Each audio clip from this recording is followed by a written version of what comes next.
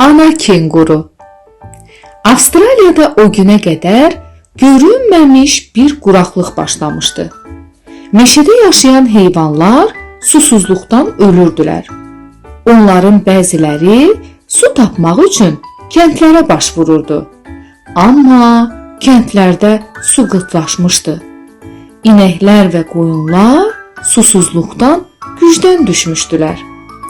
Kəndlilər isə olan qalan su ilə həm özlərini, həm də heyvanlarını xilas etməyə çalışırdılar.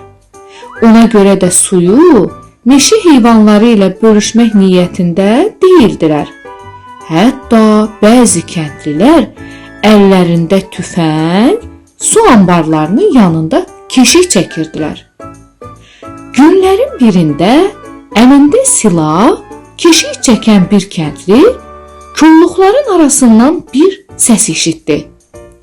Yəqin ki, meşədəki heyvanlardan biridir, deyə düşündü. Astaca səs gələn tərəfə getdi. Yaxınlaşıb tüfəngini qaldırdı və heyvanın kolluqdan çıxmasını gözlədi. Birazdan kolların arasından kisəsində balası olan bir kenguru çıxdı. Kenguru qəhvə rəngli gözləri ilə kəndliyə baxır və sanki bir udum su üçün yalvarırdı. Kəndli istər-istəməz əlini tətikdən çəkdi.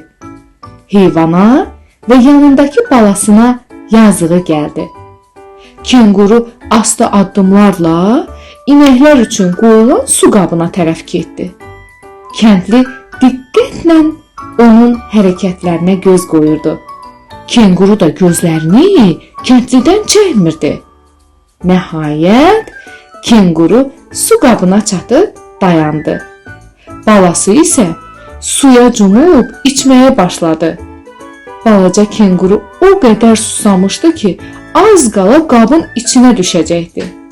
Ana kenguru isə yalvarış dolu baxışlarla kəndliyə baxmaqla davam edirdi. Kenguru balası doyunca su içib başını qaldırdı.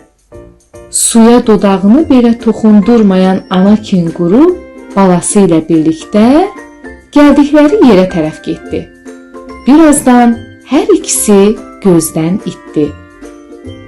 Baş verənlərə tamaşa edən kəndli isə tüfəngini bir kənara qoyaraq səssizcə ağlayırdı. Çünki ana kenguru bir udum da su içməmişdi. O yalvarış dolu baxışları isə yalnız və yalnız körpəm üçün demək idi.